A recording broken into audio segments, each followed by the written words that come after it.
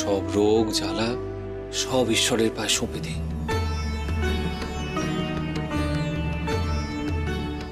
মন থেকে ডাক, মন থেকে ডাক তাকে, দেখবি ঠিক সেরে উঠবি।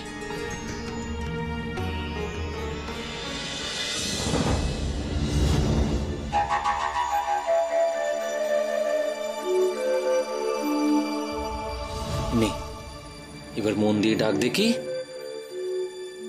বল জয় শিব শম্ভু, জয় শিব শম্ভু, জয় শিব শম্ভু, জয় শিব শম্ভু, জয় শিব শম্ভু, জয় শিব শম্ভু, জয় শিব শম্ভু।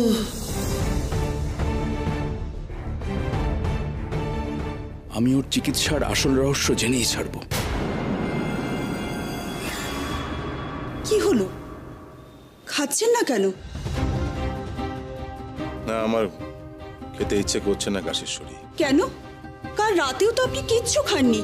খাওয়া ঘুম সব আমার মাথায় উঠেছে। আমার মনে লোকনাথ বাবার জন্য খুব চিন্তা হচ্ছে। আজ 2 দিন হয়ে গেল, তিনি এখনো ফিরলেন না কেন? সে চিন্তা তো আমারও হচ্ছে। যাওয়ার সময় ওনার শরীরটাও ভালো ছিল না। সেই জন্যই তো আরো বেশি চিন্তা হচ্ছে কাশীশ্বরী। রোগীর সেবা করতে করতে বাবা রোগীর কষ্ট নিজের শরীরে ধারণ করলেন, আর এখন গেছেন ওই গ্রামে যেখানে অনেক লোক রোগগ্রস্ত হয়ে আছেন। আচ্ছা কাশীশ্বরী, যদি লোকনাথ বাবা নিজে অসুস্থ হয়ে পড়েন তখন?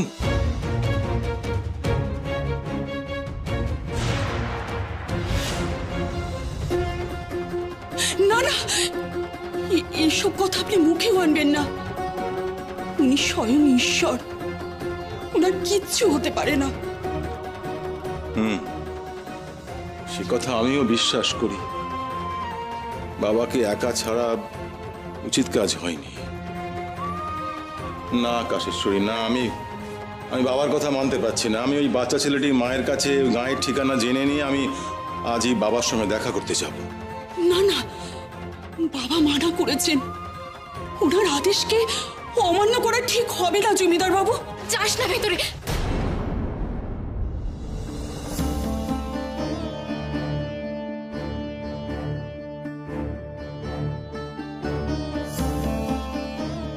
বাবার কৃপায় ও তো এখন সম্পূর্ণ সুস্থ হয়ে গেছে।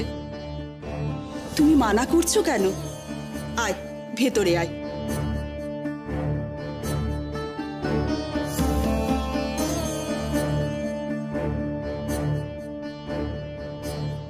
কিছু বলবে? আমি সাধু বাবার কাছে যাব। কি করে যাবি? তুই সুস্থ হয়ে গেলেও এখনো তো দুর্বল। আমার সাধু বাবাকে যে বড় দেখতে ইচ্ছা করছে। উনি কথা দিয়েছেন যখন, তখন তোর কাছে দেখবি ঠিক ফিরে আসবেন। যা, তুই ঘরে গিয়ে বিশ্রাম নে। যাও।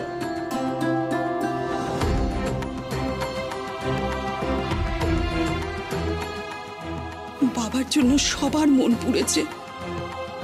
বাবা যে কবে ফিরবেন কে জানে। জয় শিব শম্ভু।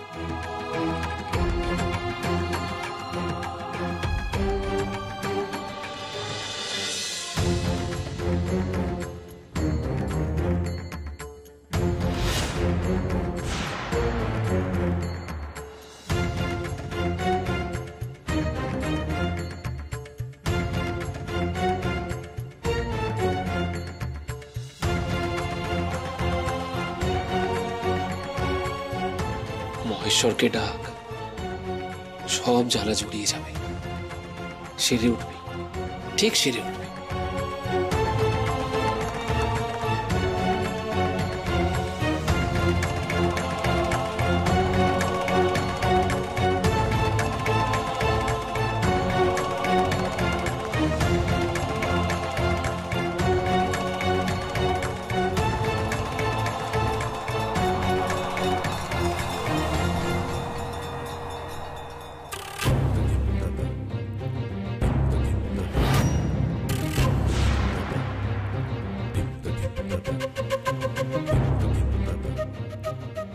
কি ওটা কোনো মন্ত্রপুত ফুল? কোনো জাদু লুকিয়ে আছে ওর মধ্যে? আমাকে জানতেই হবে।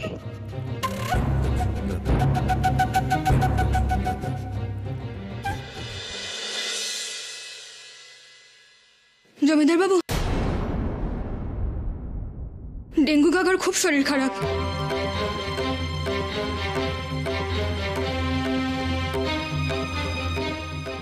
কি হয়েছে? বাবার জন্য চিন্তা করে বুকে তার কষ্ট হচ্ছে। কাল রাতে জ্বর ছিল গায়ে, আজ খোঁজ নিতে গেলাম কিন্তু আমায় ঢুকতে দিল না। অসুস্থ মানুষটাকে বাসন্তী কাকিরা ওই গোয়ালেই ফেলে রেখেছে, কবরেজ ডেকেও দেখায়নি। সে কি, অসুস্থ মানুষটাকে ওরা এইভাবে ফেলে রেখেছে? ওদের মনে কি মায়া দয়া পর্যন্ত নেই? ডেঙ্গুর জন্য বাবার পদধূলি গায়ে পড়েছে। আপনি ডেঙ্গুর চিকিৎসার ব্যবস্থা করুন জমিদার মশাই। দুর্গা, তুমি কবিরাজ মশাইকে নিয়ে ওদের বাড়িতে যাও। কেউ কিছু জিজ্ঞেস করলে বলবে আমার হুকুম। কিন্তু কবিরাজ মশাই কি যেতে চাইবেন? বলবে এটা আমার আদেশ। দেখি কি করে ওরা না বলে।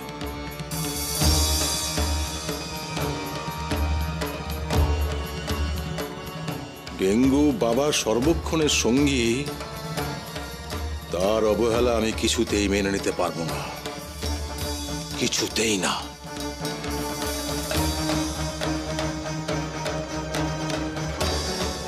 আমি নিশ্চিত কাল আমরা যা দেখেছি তা চোখের ভুল। বৌমা খবর নিয়ে এলেই দুয়ে দুয়ে চার হয়ে যাবে। আসেনি মা, আসেনি। সাধু কাল এ গায়ে আসেনি। আমি ওই নিচু তলার লোকেদের পাড়ায় লুকিয়ে লুকিয়ে দেখছিলাম তো, সাধুর টিকিটিও নেই। দেখলি তো, খামোখা আমরা ভয় পেয়ে পালিয়ে এলাম। কিন্তু সাধুকে তো আমরা তিনজনেই দেখেছি দিদি। তিনজনের কি চোখের ভুল হতে পারে? তার মানে তুই কি বলতে চাইছিস? ওই সাধুর ক্ষমতা তোরা জানিস না দিদি। আমি যেদিন কমলার গাই চুরি করতে গেছিলাম, সেদিন আমি নিজে তোদের বাড়িতে সাধুকে দেখে গিয়েছিলাম, কিন্তু কমলার গোয়াল ঘরে ঢুকে দেখি সেখানেও তিনি। একই মানুষ দু জায়গায় কি করে থাকতে পারে? পারে পারে, ওই সাধু সব পারে। আমাকে কি বলেছিল জানো? বলেছিল আমি যখন পাপের পথে হাঁটবো ও আমার সামনে এসে দাঁড়াবে। আমরা তো পাপ কাজই করতে গিয়েছিলাম দিদি, তাই সে আমাদের সামনে এসে দাঁড়িয়েছে। সাধু তো জেনে গেছে যে আমরা কাল কমলার ঘরে আগুন দিতে গিয়েছিলাম। এখন কি হবে? না না না না, ওই ওই সাধুকে আমি পরোয়া করি না। কিন্তু জমিদার বাবুকে তো পরোয়া করিস। কমলা গিয়ে যদি জমিদার বাবুর কাছে নালিশ করে, সে তো আর ছেড়ে কথা বলবে না। তারপর সাধুকে গা ছাড়া করতে গিয়ে যদি নিজেরাই গা ছাড়া হোস। বলি প্রমাণ কি আছে? হ্যাঁ, কেউ দেখেছে নাকি আমাদের? আরে কমলা নালিশ করলেই বা কি এসে যায়? ঈশ্বরের চোখকে কেউ ফাঁকে দিতে পারে না দিদি।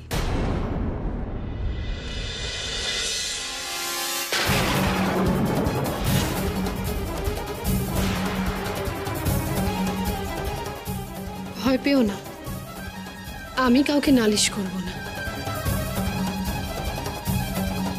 তোমাদের কুকর্মের শাস্তি স্বয়ং ঈশ্বর আর আমার লোকনাথ দেবে।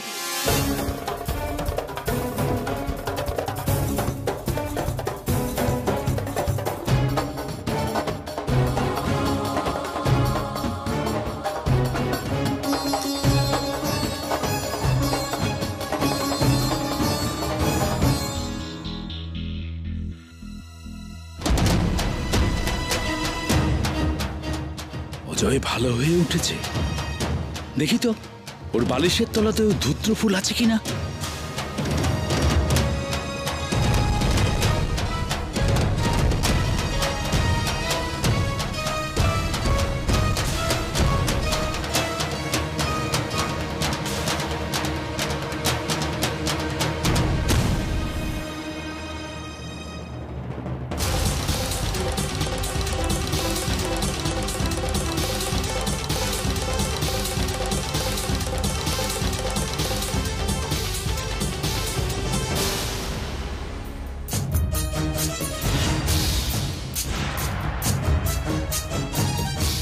তার মানে এই মন্ত্রপুত ফুল রেখেই সব রোগীদের রোগ সারাচ্ছে। ওই ফুলগুলো ওদের কাছ থেকে সরাতে হবে। ফুল না থাকলে রোগী সেরে উঠবে না, তখন সাধুর উপর সবার বিশ্বাস টলে যাবে। সাধুর বৈদ্যগিরি করা ঘুচাচ্ছি। আজ রাতেই ওই ফুলগুলো আমি চুরি করব। তুমি এখানে কেন এসেছো? তোমার ছেলে তো এখানে নেই। আমি ডেঙ্গু দাদাকে দেখতে এসেছি গো।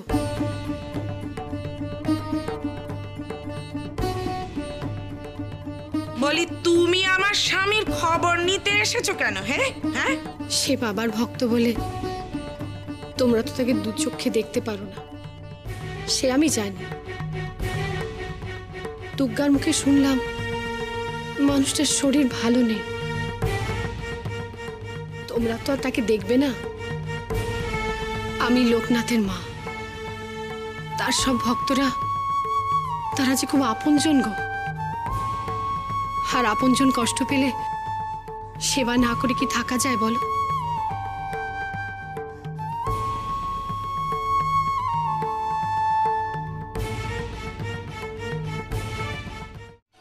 সদরে তো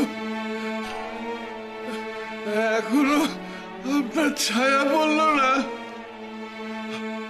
আমি যে আপনার অপেক্ষাতেই বসে আছি বাবা। আপনি তো বলেছিলেন যখনই স্মরণ করবো তখনই দেখা দেবেন। তাহলে এত করে এখন ডাকছি তো এই ভক্তের ডাকে কেন সাড়া দিচ্ছেন না বাবা?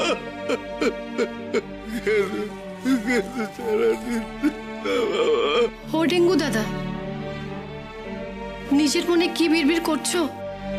বাবা এসেছেন? না ডেঙ্গু দাদা, আমি তোমার জন্য একটু দুধ নিয়ে এসেছি, তুমি খাও, দেখবে শরীরে বল পাবে।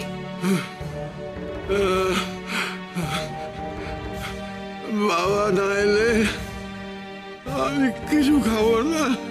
না খেলে শরীর টেকে? তোমার কষ্ট আরো বাড়বে তো। তুমি তো আমার কষ্ট বুঝতে পারছো কমলাবু। তাহলে বাবা কেন পাচ্ছেন না? বাবা তো অন্তর্যামী। বাবা তো কথা দিয়েছিলেন যে ফিরে আসবেন। তাহলে এখনো বাবা এলেন না কেন বাবা?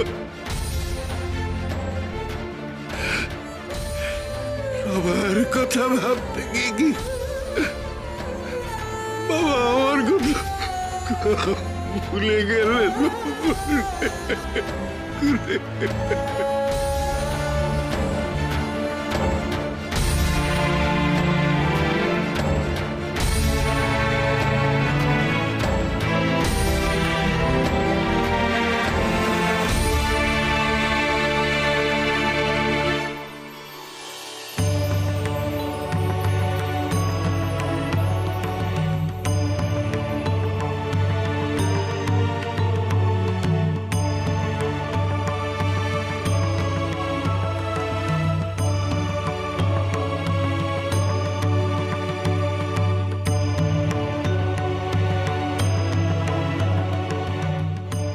কিরে, শরীরে আর কষ্ট হচ্ছে?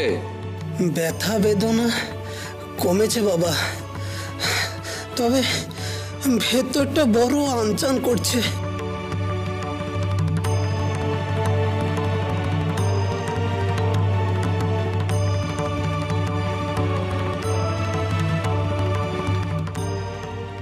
তোর সব কষ্ট দূর হয়ে যাবে। নিয়ে এবার চোখ বুজ দেখি, শান্তিতে ঘুমো। শান্তিতে না ঘুমোলে শরীর শান্ত হবে কি করে? ঘুমিয়ে পড়। জয় শিব শম্ভু, জয় শিব শম্ভু।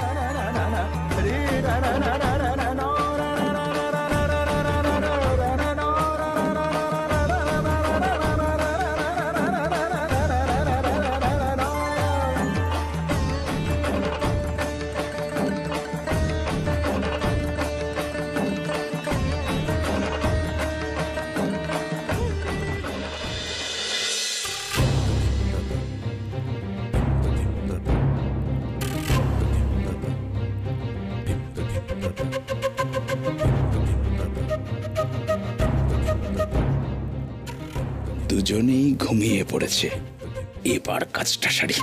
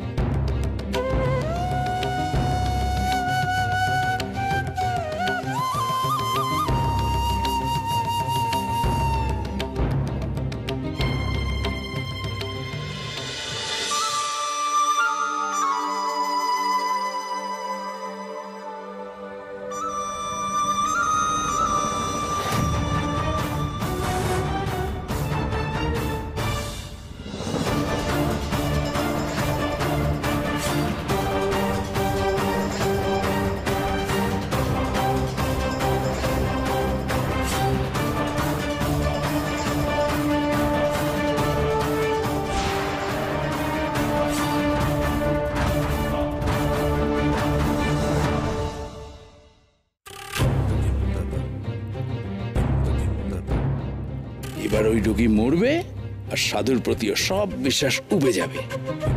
আমার জায়গা নেবে ওই সাধু। কি ভাবে কি নিজেকে?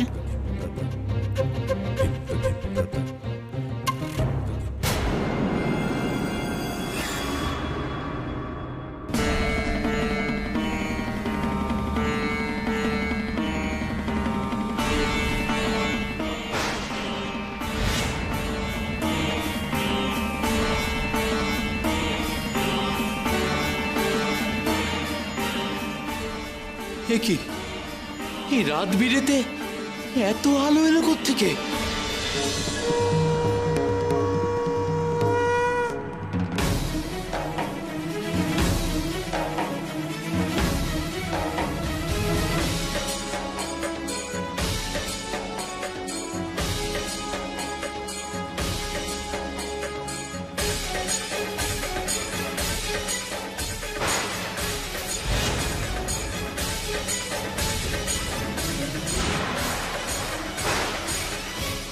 সাধু তো ওই রোগীর ঘরে ঘুমোচ্ছিল, উল্টো দিক থেকে এলো কি করে?